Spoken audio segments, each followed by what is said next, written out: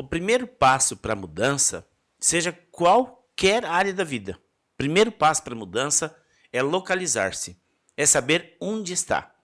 Se a pessoa toma consciência que ele está em maus lençóis, ok, esse é o primeiro passo. O segundo passo é ter atitude.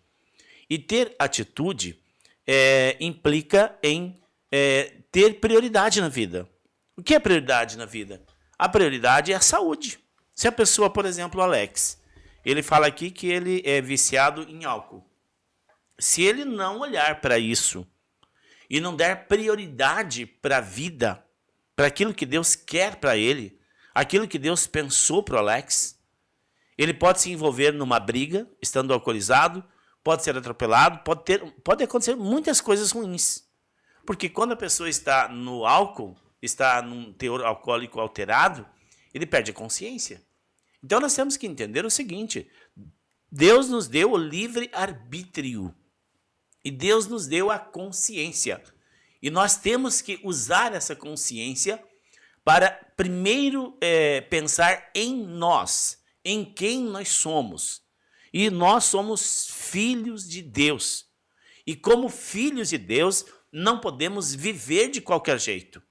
Imagine, um filho de Deus alcoólatra, um filho de Deus passando necessidade, não, está errado. Esse propósito não é divino. E não é assim que vivem os filhos de Deus.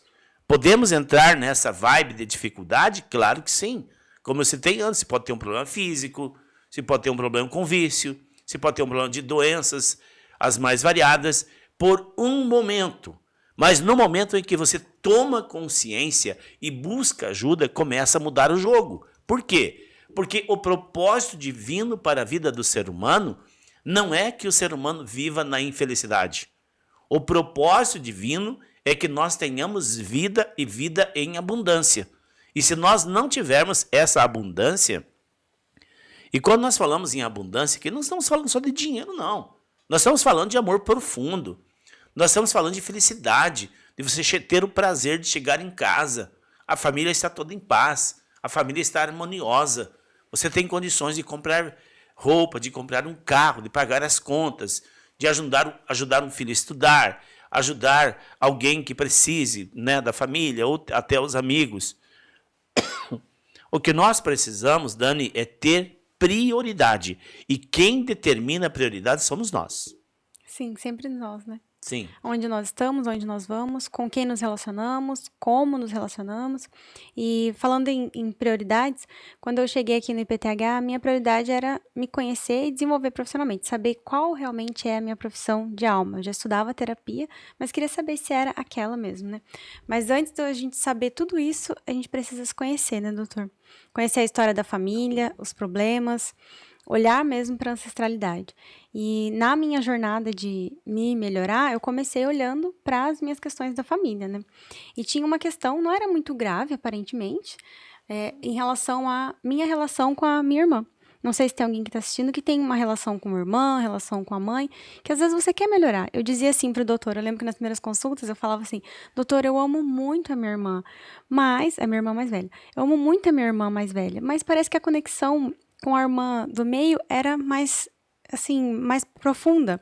E como que faz pra gente melhorar essa conexão? Então, talvez você esteja aqui assistindo, você não queira aqui escrever se você quer melhorar a relação com a mãe, com a irmã, com o tio, com o primo, mas você pode querer melhorar a relação com alguém. Manda só um joinha, um coraçãozinho, qualquer emoji aqui. Se você tem alguém na sua família, pense em alguém agora que você quer muito melhorar a relação. Pensa, poxa, aquela pessoa é aquela que eu gostaria de melhorar minha relação. Manda aqui um coraçãozinho, um emoji, que a gente vai saber e dar uma atenção especial para você. Eu vou colocar aqui um emoji, que eu lembro que eu queria melhorar muito a relação com a minha irmã. E aí, fazendo as sessões terapêuticas, foi identificado lá o que era. Vou contar para vocês aqui. A minha irmã mais velha sempre queria me dar sugestão, cuidar de mim, com aquela forma de amor dela. E um dia até minha mãe disse assim: nossa, a sua irmã mais velha parece até que é sua mãe. Quer mandar mais em você do que em mim, quer te dar sugestão mais do que eu.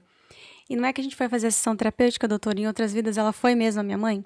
Sim. Só que foi um caso em que ela foi a minha mãe, me abandonou em outra existência. Então ela veio nessa como irmã mais velha. sem a possibilidade de ser mãe, mas com aquilo registrado nas informações, nos registros acásticos dela, de que ela foi minha mãe, me abandonou. Então, nessa, ela queria fazer o papel que ela não conseguiu fazer em outras existências. E é impressionante como repete, né? E aí, quando a gente faz a sessão terapêutica, tudo muda. Eu consegui olhar para minha irmã de uma forma diferente, e ela nem sabe da sessão terapêutica, vai saber agora que eu estou falando aqui para vocês. E mesmo assim, ela, sem saber da sessão, também mudou a relação comigo. Ela foi se colocando no lugar dela como irmã. Então, eu pergunto, aquelas pessoas, doutor, que tem em casa problema com o irmão, com o primo, nunca aconteceu nada de ruim na família, nunca teve nenhuma briga, nenhuma desavença, nenhum problema, mas não bate, assim, não tem aquela conexão profunda com o irmão, com o primo, vive brigando e não tem motivo. Por que que isso acontece? Então, é importante nós entendermos que a Bíblia diz que os inimigos, os nossos inimigos, são os da própria casa. Ah, é verdade, essa passagem bíblica. É uma passagem bíblica bastante profunda, né?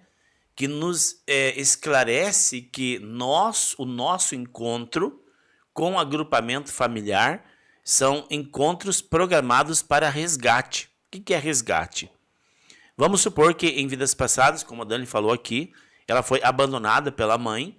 Então, esse abandono trouxe prejuízos e necessidade de resgate. Claro que isso não é compreendido pelo racional. E é aí, por falta da compreensão racional, que as pessoas, em vez de transmutar o karma, de resolver o problema, eles pioram o karma. Chama karma agravado. É quando a pessoa se coloca num papel que de fato não lhe pertence. E, de fato, esse papel de querer ser mãe, por ser irmã mais velha, não compete a ela. Ela tira a autoridade da mãe e ela coloca peso sobre ela e peso sobre você. Né? Então, veja isso num papel de irmãs. Agora, já imaginou no papel de pais e filhos? E no papel de marido e mulher? Isso é muito mais grave do que a gente possa imaginar.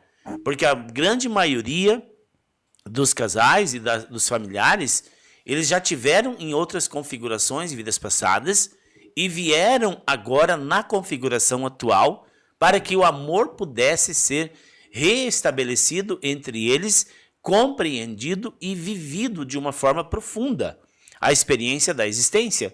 Mas, infelizmente, a grande maioria das pessoas não buscam essa compreensão. Acham que simplesmente somos frutos do acaso. Meu pai é meu pai porque, por acaso, ele teve uma relação com a minha mãe e assim por diante. Não é. Existe uma programação kármica para que aquele homem e aquela mulher se encontrem para nós fecundarmos. Claro que existem outras teses também que falam dos filhos do acaso, né?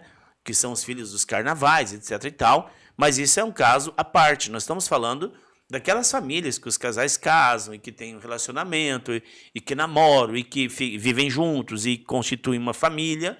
Então, isso, sim, está embasado dentro de um contexto de resgate kármico. Ou seja, precisavam vir nessa configuração para se amarem, para se entenderem, não para se indispor, não para criar crises, não para criar conflitos, não para se agredirem.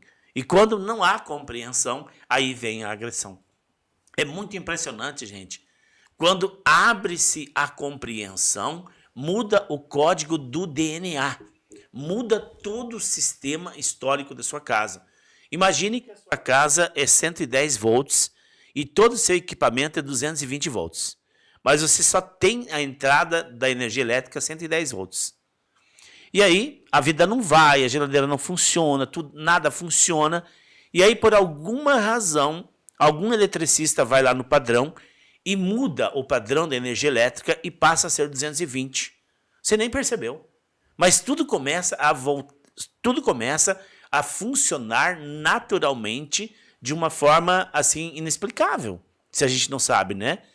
E a terapia tem essa proposta.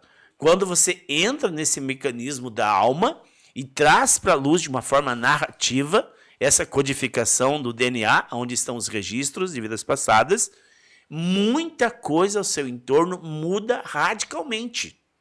Só que a percepção é lenta, porque você estava tão acostumado com o problema A, problema B, problema X, problema Y, que você nem percebe que está solto.